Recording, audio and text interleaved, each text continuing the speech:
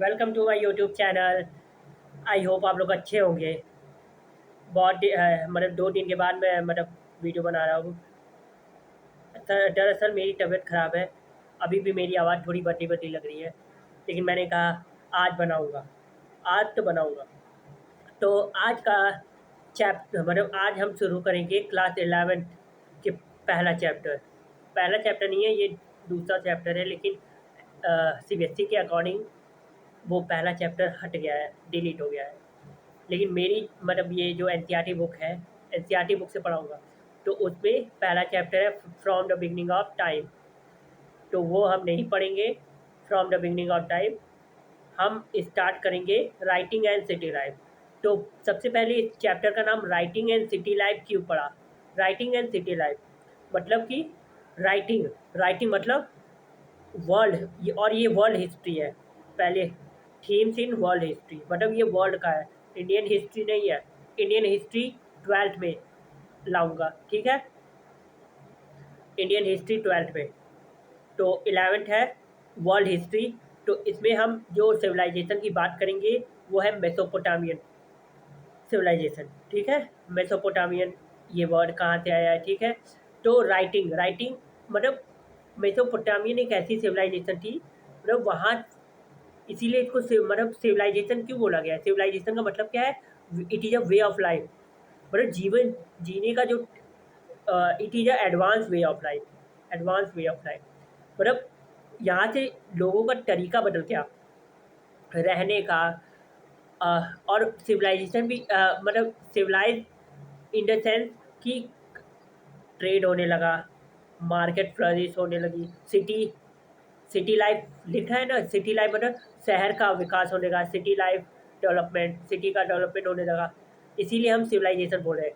तो हम जिस सिविलाइजेशन की बात करेंगे ये पहले चैप्टर में, राइटिंग एंड सिटी लाइफ, तो हम मेसोपोटामियन सिविलाइजेशन, जो आज का जो वर्ल्ड में, अगर वर्ल्ड मैप पे अगर दिखाऊँ, दिखा तो नहीं सकता, लेकिन वो वर्ल्ड मैप आप इमेजिन करिए, वह वो जहाँ आज के समय यूएसए और ईरान लड़ाई कर रहे हैं। तो जो आज का ईरान है वो पहले मेसोपोटामिया ही था। तो शुरू करते हैं एनसीईआरटी टेक्स्ट। तो एनसीईआरटी टेक्स्ट है इंट्रोडक्शन। सिटी लाइफ बिगेन होता है मेसोपोटामिया। मेसोपोटामिया का मतलब है द नेम मेसोपोटामिया। मेसोपोटामिया दो शब्दों से मिलकर बना है, Mesopotamia, Mesopotamia derive from the Greek word. Greek word से आया, ग्रीक वर्ड, ग्रीक में दो शब्दों से मिलकर बना है। और जो मेसो है, मेसो मतलब मिडल, मेसो मतलब, मेसो मीन्स मिडल, पोटामोस मीन्स, पोटामोस का मतलब रिवर, यानी कि दो नदियों के बीच में, मिडल यानी कि बीच में, और रिवर यानी कि दो नदियों के बीच। और वो दो नदियाँ कौन है? Euphrates and Tigris. Euphrates and Tigris. अभी अगर मेरे पास डिजिटल बोर्ड होता तो मैं आपको बढ़िया से यूफ्रेट और टिग्रिस रिवर दिखाता मैप में, लेकिन यही तो यही तो मेरे पास नहीं है।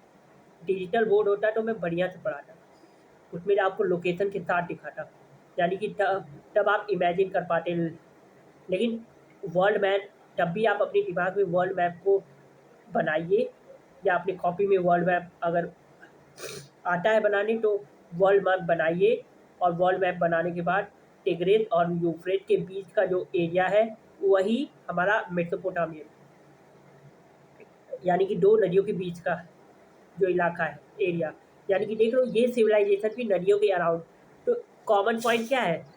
इंडस वैली, जो मैंने एंशिएंट हिस्ट्री की शुरुआत की थी, तो एंशिएंट इंडियन हिस्ट्री, तो इंडस वैली भी इंडस रिवर के किनारे बसी, यानी कि इंसान जो है वो, कॉमन पॉइंट क्या है कि नदियों के अराउंड, क्योंकि वाटर बेसिक नेसेसिटी है। वाटर के बिना कोई काम नहीं होता, इंसान बिना पानी के नहीं जी सकता। तो जीने के लिए पानी की, बर्तन धोना है, खाना बनाने के लिए, पानी पीने के लिए, तो ये सब ये बेसिक नेसेसिटी है। Water is a basic necessity. तो और ये मेसोपोटामियन जो सिविलाइजेशन पढ़ रहे हैं, उस समय इंडस वैली भी इसके कंटेम्प्रेरी, मतलब कि जो मैं इंडस वैली का लेक्चर बनाया हूँ, वर्ल्ड में, वर्ल्ड में वर्ल्ड के लिए मेसोपोटामिया और चाइनीज सिविलाइजेशन और उधर इजिप्शियन सिविलाइजेशन, तो ये चारों कंटेम्प्रेरी थे, यानी कि वर्ल्ड में ये 3 सिविलाइजेशन थे जो इंडिया के इंडस वैली को टक्कर दे रहे थे। और Indus Valley civilization, Harappan civilization, ये तो मेसोपोटामियन सिविलाइजेशन से ट्रेड भी हुआ है, बताया तो था, ट्रेड भी हुआ है। और वहाँ पे मेसोपोटामिया में सील मिली है हड़प्पन की। तो city life began in Mesopotamia, the land between the Euphrates and Tigris river. क्या बोला था? Euphrates and Tigris river that is now part of the Republic of Iraq. Iraq, Iran नहीं, इराक, सॉरी, वो by mistake. मैं भी बहुत दिन के बाद ये चैप्टर पढ़ रहा हूँ ना, 11, कि ये बहुत दिन हो गया है। 11th मतलब ये आज जाके तो मैं 11th की बुक खोल रहा हूँ, तो डोंट माइंड। तो रिपब्लिक ऑफ इराक, आज का जो इराक है, इराक, रिपब्लिक ऑफ इराक उसका पार्ट है। मतलब उस समय मेसोपोटामिया था, और मेसोपोटामिया यानी मेसो और पोटामस, पोटामस, मेसो मतलब मिडल, पोटामस मतलब रिवर, यानी कि रिवर, 2 रिवर के बीच में, और वो रिवर का नाम है यूफ्रेट एंड टिग्रिस। 1 नंबर में पूछ सकता है। और मेसोपोटामियन जो वर्ड है वो डेराइव हुआ है, और मेसो और पोटामस इनका मतलब क्या है, ये 1 नंबर में आ सकता है एमसीक्यू में, 11 के बच्चों के लिए है। यूपीएससी की तैयारी जो कर रहे हैं वो भी देख सकते हैं इस वीडियो को, ठीक है, कोई भी देख सकता है, 11 का बच्चा, 11 ह्यूमैनिटीज़ का, या यूपीएससी एस्पिरेंट जो भी तैयारी करना चाहता है और जो 11th पे है वो भी देख सकता है।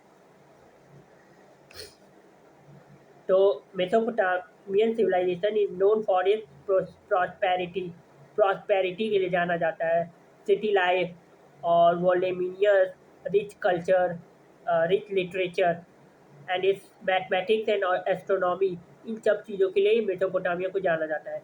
इसीलिए हम इसको सभ्यता बोल रहे हैं, क्योंकि मैथमेटिक्स आ गया, एस्ट्रोनॉमी मतलब स्पेस की स्पेस रिसर्च होने लगा, मतलब हम बाहर के लोगों से, मतलब एस्ट्रोनॉमी, मतलब हमारे पास एस्ट्रोनॉमी की भी नॉलेज आ गई, हम रिसर्च करने लगे स्पेस, अलग अलग प्लैनेट का, मतलब स्पेस क्राफ्ट, मतलब इस एस्ट्रोनॉमी, एस्ट्रोनॉमी मेसोपोटामियन सिविलाइजेशन में एस्ट्रोनॉमी भी, इसीलिए हम सिविलाइजेशन बोल रहे हैं, सिविलाइजेशन बोल रहे हैं। तो मेसोपोटामियन सिविलाइजेशन क्यों जाना जाता है? अपने मैथमेटिक्स, एस्ट्रोनॉमी हो गया, प्रॉस्पेरिटी हो गया, प्रॉस्पेरिटी, सिटी लाइफ, शहरीकरण, शहरी जीवन, शहरी जीवन, voluminous rich literature and its Mesopotamia's writing system and literature spread to the eastern Mediterranean or northern Syria and Turkey after 2000 BCE, so that the kingdoms of that entire region were writing to one another and to the Pharaoh of Egypt. Pharaoh हम जो Egypt का राजा है उसको हम Pharaoh कहते हैं, Pharaoh of Egypt in the language and script of Mesopotamia. Here we shall explore the connection between city life and writing, and then look at some outcomes of the sustained tradition of writing. In the beginning of recorded history, in the beginning of recorded history, मतलब जब से हमने record करना, history को हमने record करना, यानी कि हिस्ट्री को हमने बनाना शुरू किया, एक रिकॉर्ड बनाया, एक पोथा बनाया हमने, रिकॉर्डेड हिस्ट्री की सबसे बिगिनिंग हुई है, शुरुआत हुई है। The land mainly the urbanise south, एक जुकाम हो गया है, 1 मिनट।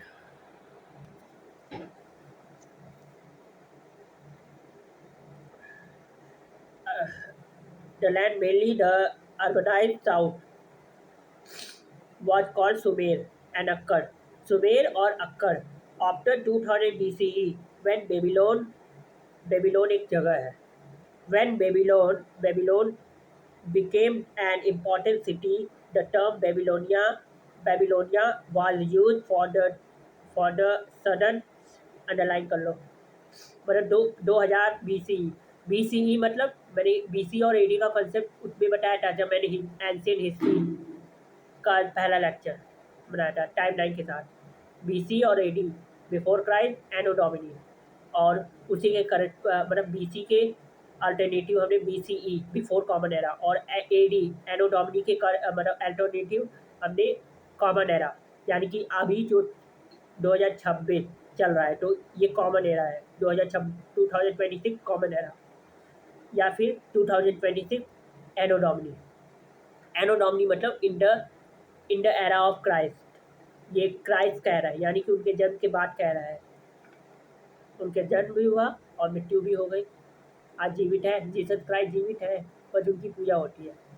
मतलब मतलब उनकी क्या होती है पूजा, मतलब हमारे हिंदुइज्म में पूजा बोलते हैं, वर्शिप, उनकी वर्शिप होती है जीसस क्राइस्ट की। फेरो, द किंग ऑफ इजिप्ट, हाँ ये तो ठीक है। The term Babylonia was use for the southern region. जो बेबीलोनिया टर्म है वो हमने मतलब बेबीलोनिया टर्म को हमने यूज किया है for the southern, was use for the southern region. Southern region जो मेसोपोटामिया का सदर्न रीजन था, सदर्न मेसोपोटामिया, उन लोगों के लिए हमने Babylonia, not baby, Babylonia, Babylonia pronunciation नहीं होगा, Babylonia, Babylonia from about 1100 BCE, underline कर लो, underline, from about NCERT book लेके बैठना, from about 1100 BCE, when the Assyrian established their kingdom in the north, the region became known as Assyria। यानी कि from about, about मतलब लगभग, about 1100 BC, 1100 BCE से, from लिखा है से, जब एसीरियन ने इस्टेब्लिश किया अपने किंगडम को नॉर्थ में, in the north, the region became known as Assyria. The first known The first known language of the land was Sumerian. It was gradually, but धीरे धीरे, replaced by Akkadian around 2400 BC। Underline that, ये question आता है 11 के बच्चों, ये question आता है, और क्या पता UPSC में भी आता है, 1 नंबर का प्रीलिम्स में। वर्ल्ड हिस्ट्री है, वर्ल्ड हिस्ट्री जो है, वर्ल्ड हिस्ट्री से मेंस का क्वेश्चन ज़्यादा आता है वर्ल्ड हिस्ट्री से, तो प्रीलिम्स क्वेश्चन की उम्मीद मत करना। मेंस, ये जो वर्ल्ड हिस्ट्री है, इससे मेंस के क्वेश्चन ज़्यादा आते हैं वर्ल्ड हिस्ट्री से, वर्ल्ड हिस्ट्री से मेंस के क्वेश्चन ज़्यादा आते हैं। PYQ मैंने देखा है, तो भरोसा करो हम पे, ठीक है।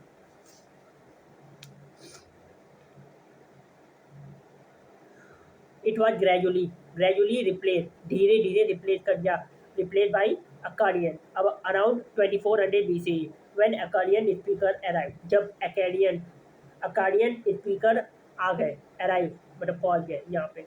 This language flourish till about Alexander time. Alexander का नाम सुने होंगे, उसमें भी हुआ था अलेक्जेंडर, जब धनानंद का रूल था तो अलेक्जेंडर का इन्वेजन इंडिया में हुआ था। अलेक्जेंडर वही है, Alexander time, till about Alexander time. ये लैंग्वेज फ्लरिश हुआ टिल अबाउट अलेक्जेंडर टाइम, 336 से 336 to 323 BCE, with some regional changes occurring, some regional changes occurring। Regional मतलब क्षेत्रीय। From 1400 BCE, Aramaic also triggers in this language similar to Hebrew। ये language Hebrew एक language है, Hebrew से similar है, मतलब same है। Became widely spoken after 1000 BCE, before common era। It is still spoken in parts of Iraq। Archaeology archaeology in Mesopotamia began in the 1840s at one or two sites including Uruk and Mari. Uruk and Mari ये दो शहर है, दो शहर का नाम है Uruk and Mari. Which we discussed below. Excavation continued for decades. Decade मतलब दशक. Decade का मतलब डिकेड में क्या होता है दशक, यानी कि एक डिकेड मतलब पूरा डिकेड मतलब 10 सालों का जो एक वो होता है टाइम होता है, उसी को डिकेड कहते हैं। यानी कि 10 सालों का जो एक टाइम होता है उसको डिकेड कहते हैं। दशक, दशक उसमें दशक ही आ रहा है, यानी कि 10 सालों का।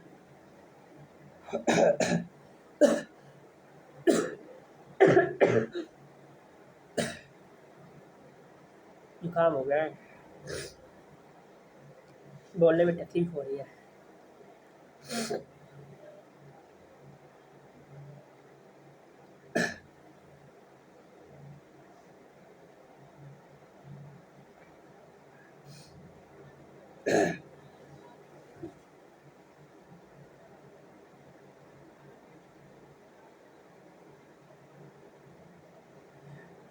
ज़्यादा नहीं पढ़ाऊँगा, चिंता मत करो। इसका आधा पार्ट अभी पढ़ाऊँगा, फिर दूसरा पार्ट कल पढ़ाऊँगा, ठीक है? 2 पार्ट में ये चैप्टर खत्म होगा, राइटिंग एंड सिटी लाइफ। तो आर्कियोलॉजी जो थे मेसोपोटामियन के, उन्होंने 1840s में शुरू किया आर्कियोलॉजी। आर्कियोलॉजिस्ट ने आर्कियोलॉजी को शुरू किया एट वन और टू साइट, उरुक एंड मारी। उरुक और मारी 2 इलाके थे, साइट्स मतलब इलाके, एरिया, शहर, उस समय के शहर थे उरुक एंड मारी। तो excavation continue for decade. No Indian excavations continued for decades. No Indian site has ever seen such long-term project. Not only can we study hundreds of Mesopotamian buildings, statues, ornaments, graves, tools, and seals as sources. There are thousands of written documents. Mesopotamia was important to Europeans because of references to its in the Old Testament, the first part of Bible.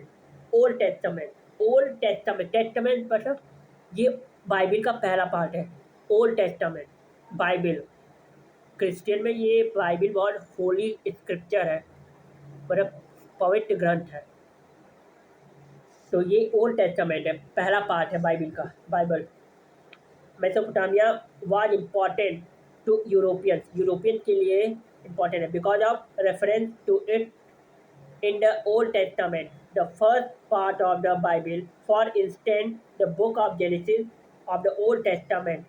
Old Testament का एक book, मतलब एक old testament, Bible का जो पहला part है old testament का जो एक वो है, पार्ट है या बुक है, बुक ऑफ जेनेसिस उसका नाम है, book of Genesis. For instant मतलब for example, book of Genesis उसमें मेंशन है, क्या मेंशन है? रिफर्ड टू सिमर वर्ड है, Sumer meaning Sumer as a land of brick build, ये ईंटों से बना हुआ एक लैंड है। City, brick build city, brick मतलब ईंटों से बना हुआ शहर है, city. Travellers and scholars of Europe looked on Mesopotamia as a kind of ancestral land, and when archaeological work began in the area, there was an attempt to prove the literal truth of the Old Testament. Old testament का जो literal मतलब वास्तविक सही जो सच्चाई है, truth है, उसको प्रूव करने के लिए आर्कियोलॉजिस्ट ने अटेम्प्ट किए बहुत सारे, मतलब देयर वाज एन अटेम्प्ट। तो इसमें एक कहानी थी, अभी रुको बता रहा हूँ। Book of genesis, old testament में एक कहानी थी। नोआह नाम का एक व्यक्ति था, नोआह, ठीक है। From the mid 19th century, there was no stopping the enthusiasm for exploring the ancient past of Mesopotamia. In 1873, a British newspaper funded an expedition of the British Museum to search for a tablet narrating the story of the flood mentioned in the Bible.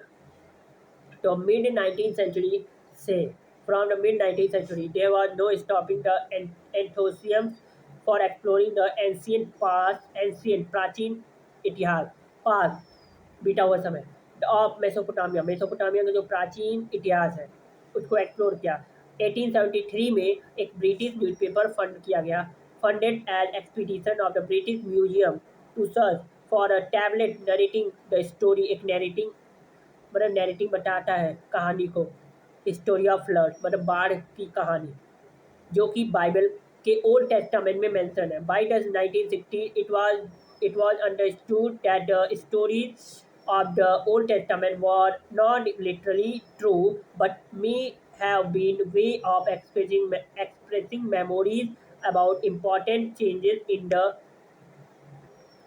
in history gradually धीरे धीरे archaeological techniques became far more sophisticated and refined. What is more, attention was directed to different questions, including reconstructing the lives of ordinary people, establishing the literal truth of biblical narratives receded into the background. Much of what we discuss subsequently in the chapter is based on these latter studies. अब ये जो story है इसके बारे में बता दूं तो अकॉर्डिंग टू बाइबल कहानी यहाँ पे दिया है तो बाइबल के अनुसार एक बाढ़ आया था धरती पे पृथ्वी पे ही तो वो बाढ़ में the flood was mean to destroy all life of on earth तो सभी जो लाइफ था जीवन था उसको ख़त्म किया इस बाढ़ की वजह से सब कुछ डिस्ट्रॉय हो गया पूरे अर्थ पे सब कुछ खत्म हो गया हाउएवर जैसा कि गॉड चूज अ मैन तो भगवान ने एक आदमी को फरिश्ता बनाया मतलब बाइबल में ये कहानी मेंशन है तो मैं अपने से बना के नहीं बता रहा हूँ ठीक है उस बाइबल में ये कहानी मेंशन है बाढ़ की ठीक है तो भगवान ने God choose a man Noah man आदमी उसका नाम था Noah to ensure that life could continue after the flood ताकि जीवन कंटिन्यू हो पाए बाढ़ के बाद जीवन चल पाए कंटिन्यू हो पाए अब ये कहानी कितनी सही है और मतलब कितनी झूठी है ये मिथ है मतलब रहस्य है अभी भी ठीक है तो जहाँ जिसको मानना है वो माने ये बाइबल में मेंशन है यकीन नहीं है तो बाइबल को गूगल पे सर्च करो उस पर पढ़ो कि ये कहानी कितनी सच्ची है लेकिन ये हमें भी नहीं पता आर्कियोलॉजिस्ट को भी नहीं पता कितनी सच्ची है कितनी झूठी है मतलब ये एक मिथ है एक रहस्य है कि भगवान ने एक आदमी को शूट किया और उस आदमी का नाम नोहा उसने सब एक बड़ी सी नाव बनाई और उस नाव में जितने भी जीव जंतु थे लिविंग ऑर्गेनिज्म और बाकी लोग जो बच गए उनको उस बड़ी सी नाव में रखा जगह दिया और सब कुछ बर्बाद हो गया पानी में बह गया लेकिन जो उसकी बड़ी नाव थी उसमें सब लोग सेव हो गए बच गए नोहा की जो बड़ी नाव बनाई थी नोहा ने एक बड़ी नाव बनाई थी उसमें सब लोग बचे रह गए मतलब बच गए तो नोहा बिल्ड अ ह्यूज बोट मतलब बड़ी नाव बनाई वही मैंने बोला huge boat on an arc he took a fair each of all known species of animals and birds on board of ark which survived the flood. There was a strikingly similar story in the Mesopotamian tradition where there was a strikingly similar story in the Mesopotamian tradition यानी कि ये ऐसी ही same कहानी Mesopotamian tradition में भी exist करती है स्ट्राइंगली मतलब स्ट्राइक करती है सिमिलर स्टोरी तो सभी लोग बच गए एनिमल, बर्ड, इन सब स्पीसीज को बचा लिया उस बड़ी सी बोट ने, नोहा की जो बोट बनाई हुई थी। उसके बाद बाढ़ और ख़त्म हुई, फिर नई ज़िंदगी शुरू हुई। यही होगा, और क्या होगा।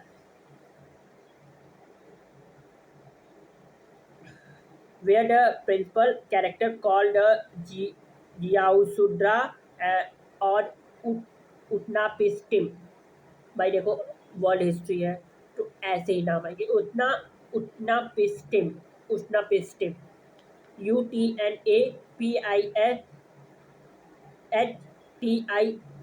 उटनापिस्टिम। और ये जियाउसुड्रा, तो ये एक कहानी है according to Bible.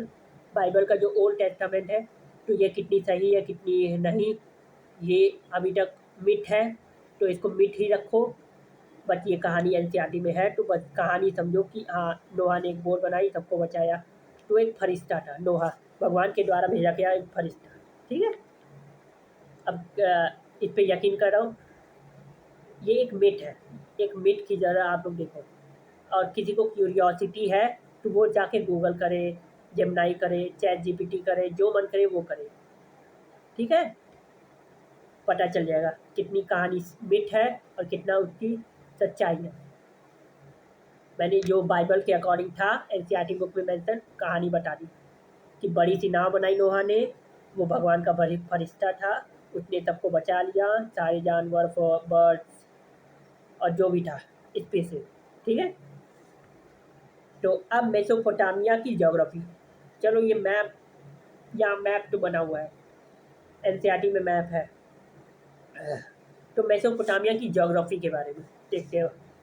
Iraq is a land of diverse environment. In the north east lie green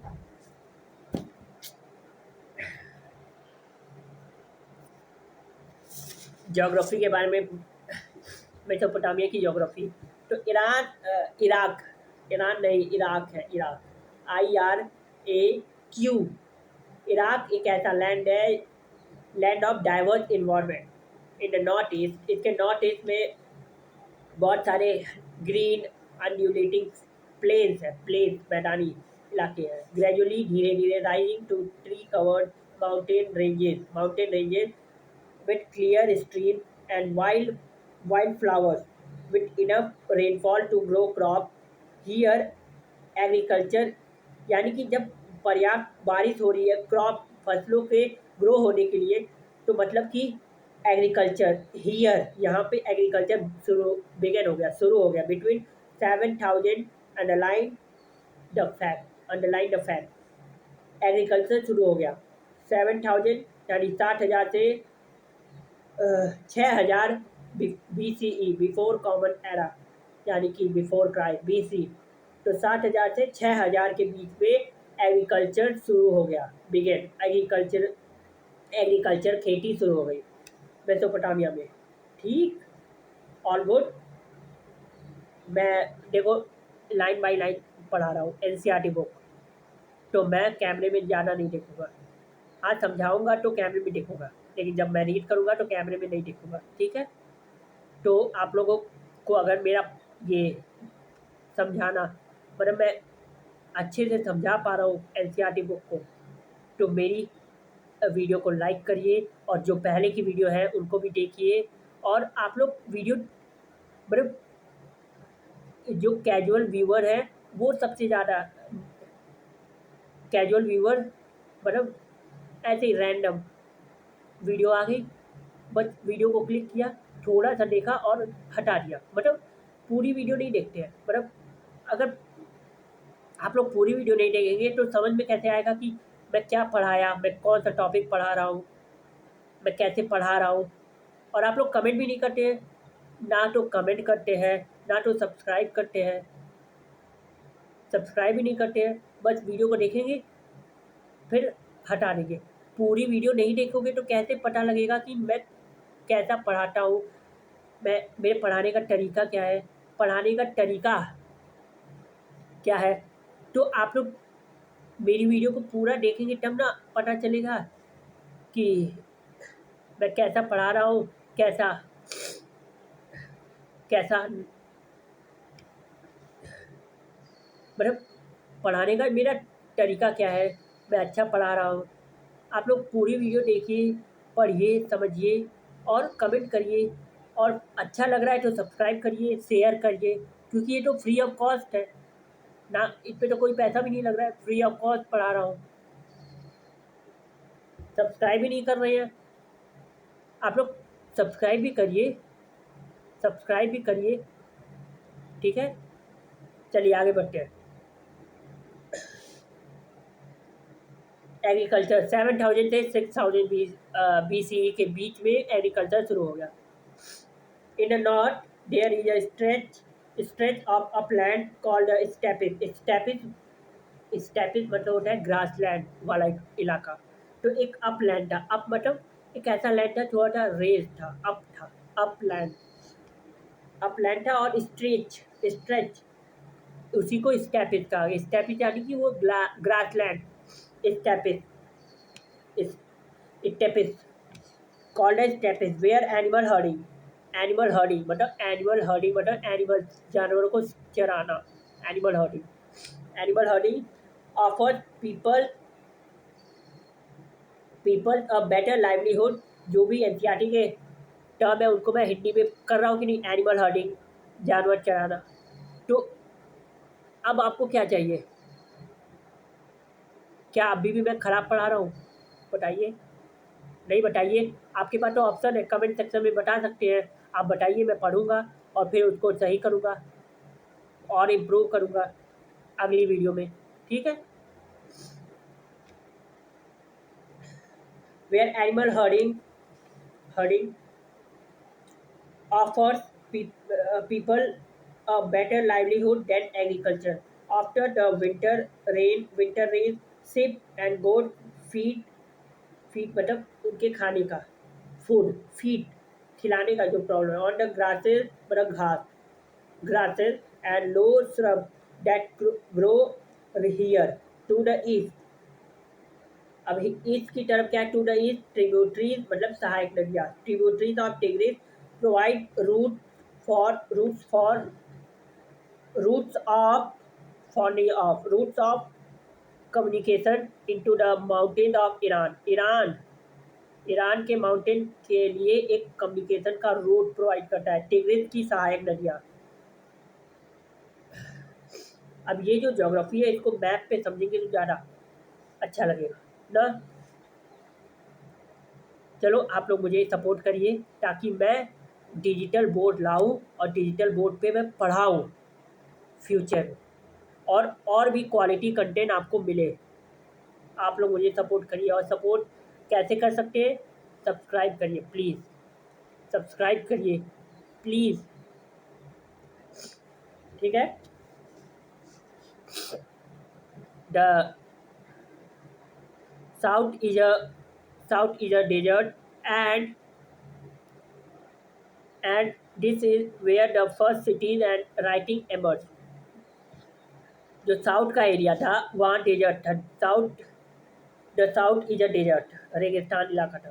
this is where the first city, और यहीं पे पहली सिटी और राइटिंग का एमर्ज हुआ। This desert could support cities because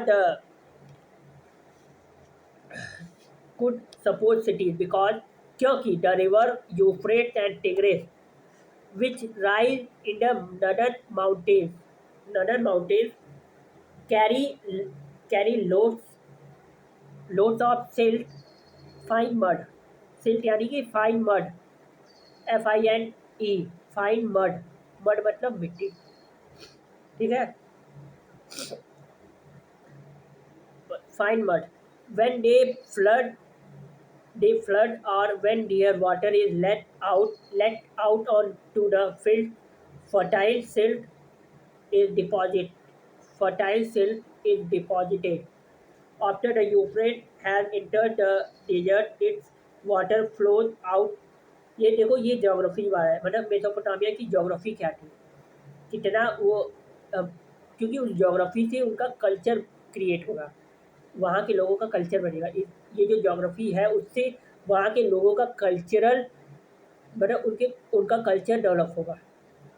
तो ये हो गया कल्चरल ज्योग्राफी। इसीलिए ज्योग्राफी जानना ज़रूरी है कि ज्योग्राफी क्या है, तभी ना वहाँ के लोगों का रहन सहन पता लगेगा।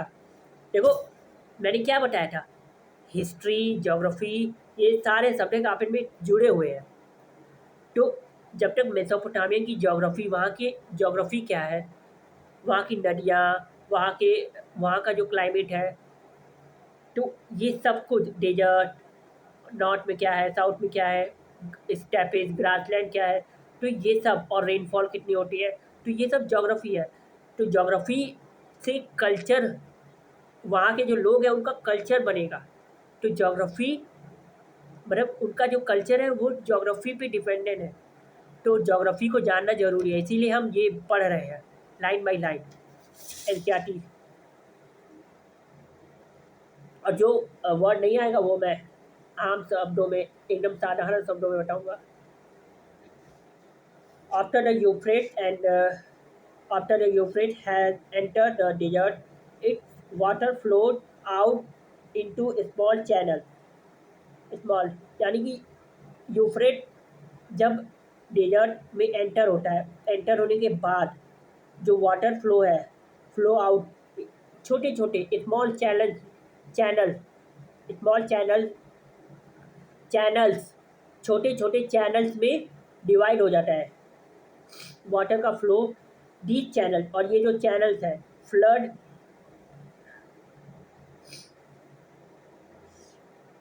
these channel flood their banks मतलब किनारा, banks, and in the past function as irrigation canals.